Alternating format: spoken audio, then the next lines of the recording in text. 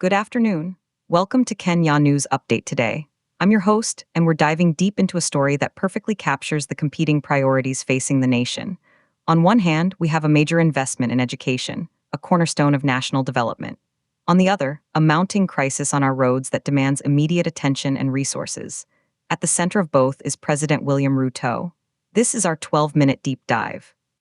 Our story begins in Kikuyu, Kiambu County, this past Sunday, March 1st. President William Ruto joined the Alliance High School fraternity to celebrate a monumental milestone, 100 years of existence. The school, often called the cradle of Kenya's elite, has a storied history. In his address, President Ruto commended Alliance for its rich legacy of academic excellence, noting it has produced some of the finest leaders and professionals in the country. To ensure this institution upholds its legacy, he made a significant pledge. The government, he said, will commit 550 million shillings for infrastructure development at Alliance High School. That's 550 million shillings, a substantial sum aimed at building new classrooms, laboratories, and dormitories to secure the school's future for the next century. Now, let's break down that pledge. 550 million shillings is not a small amount. To put it in perspective, that's more than the annual development budget for several smaller counties. The president specified that this funding would be channeled through the new Partnership for Africa's Development, NEPAD, Kenya chapter. But this pledge wasn't made in isolation. It came with a broader context. The president also announced that the government had disbursed 60 million shillings for the construction of a perimeter wall around the school. Furthermore, he revealed that 200 million shillings had been allocated for the tarmacking of the Kikuyu Township Mutiga Road, which serves the school. Add to that 155 million shillings for a water project and 88 million shillings for a sewerage system in the area. When you tally it all up, the total government investment announced for that single event in Kikuyu approaches 1 billion shillings. This brings us to our first major debate point: strategic investment versus equitable distribution. Proponents of this massive allocation to Alliance High School argue it's a wise investment. They point out that Alliance is a national institution. Its alumni network is incredibly powerful, spanning politics, business, law, and academia across Kenya and the globe. Investing in its infrastructure, they say, is an investment in the country's future leadership pipeline. The school consistently ranks among the top nationally, and maintaining that standard requires top-tier facilities. The argument is that excellence must be nurtured, and that Alliance's success story benefits the entire nation by producing high-caliber graduates. However, critics see it differently. They question the equity of funneling such a colossal sum into a single, already well-resourced national school. Kenya has thousands of public secondary schools, many of which lack basic infrastructure, proper classrooms, science labs, libraries, and even toilets. For instance, the 40 million shillings pledged for a new library at Alliance could build several complete libraries in underserved counties. The debate intensifies when you consider the government's own financial constraints. Just last week, the National Treasury announced it was seeking parliamentary approval for a supplementary budget of 45 billion shillings to cover emerging expenditures. Furthermore, the country is servicing a massive external debt, with payments of 43 billion shillings due this quarter alone.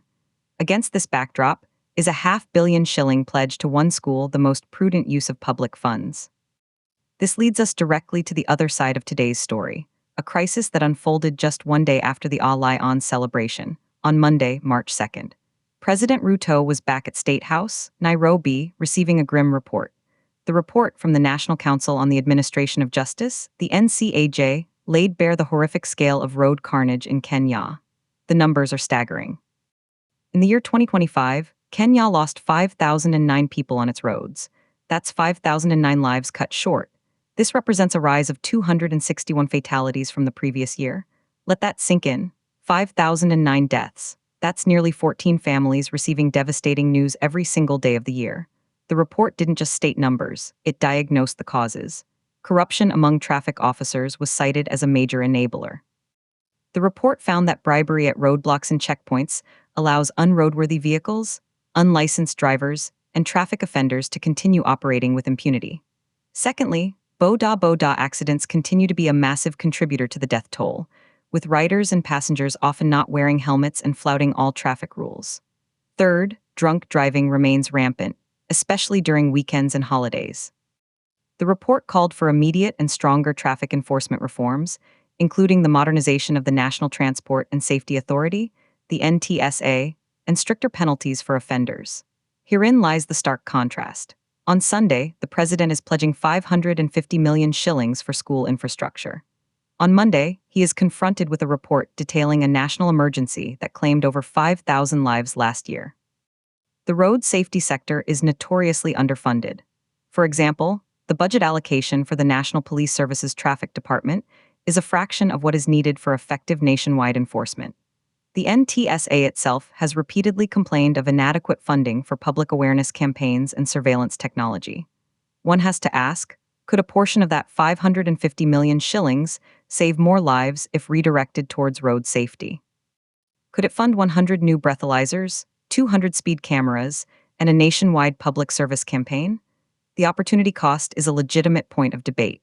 Let's bring in another perspective, the long-term economic argument. Proponents of the Allocation's investment might counter that educating future leaders has a multiplier effect on the economy that far outweighs immediate road safety spending.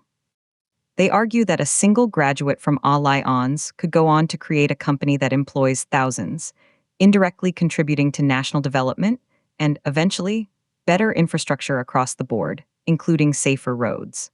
It's an investment in human capital, the most valuable resource any country has.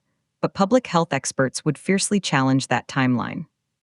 They argue that the 5,009 deaths in 2025 are not just a statistic, they represent a direct and immediate drain on the economy. The majority of those killed are in the most productive age bracket, between 18 and 45 years old. Their loss means lost income for families, lost productivity for employers, and increased burden on the healthcare and social welfare systems.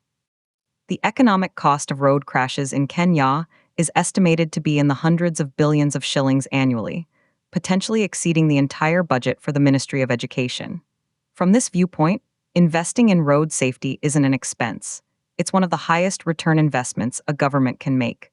It protects the existing workforce and human capital right now. So, where does this leave us? We have two pressing national issues: investing in future excellence through education and addressing a present-day catastrophe on the roads. The government's recent actions show it is capable of moving with significant financial commitment, as seen with the Allocation's pledge. The question for policymakers and citizens alike is about balance and priority. Can the government walk and chew gum at the same time? Can it allocate 550 million shillings to a prestigious school while also launching a similarly bold, well-funded national emergency response to road safety? The president, upon receiving the NCAJ report, did order immediate traffic law reforms. But orders need budgetary backing to become reality. This debate ultimately touches on the core of governance, the allocation of scarce public resources. Every shilling spent in Kikuyu is a shilling not spent on equipping a traffic police unit in Mombasa or building a footbridge in a black spot in Nakuru. It's a classic tension between celebrating and investing in proven centers of excellence versus addressing systemic failures that claim lives daily. Both are valid, both are important, but in a constrained fiscal environment, choices must be made. As we conclude, consider this: Allocation's high school has lasted 100 years. Its legacy is secure. But for the 5,009 families who lost loved ones on the roads last year, legacy is a distant concern. Their immediate need is for action that prevents the same tragedy from befalling others tomorrow. The challenge for the Ruto administration is to demonstrate that its capacity for grand, symbolic gestures, like the 550 million shilling pledge, is matched by its commitment to solving the gritty, life and death problems that affect ordinary Kenyans every day. The true test will be in the next budget cycle. Will we see a matching or even exceeding commitment to road safety? Or will the roads continue to be a killing field while national schools get further upgrades? The nation is watching. This has been a Kenya News Update Today Deep Dive. Subscribe to Kenya News Update Today for more insightful analysis.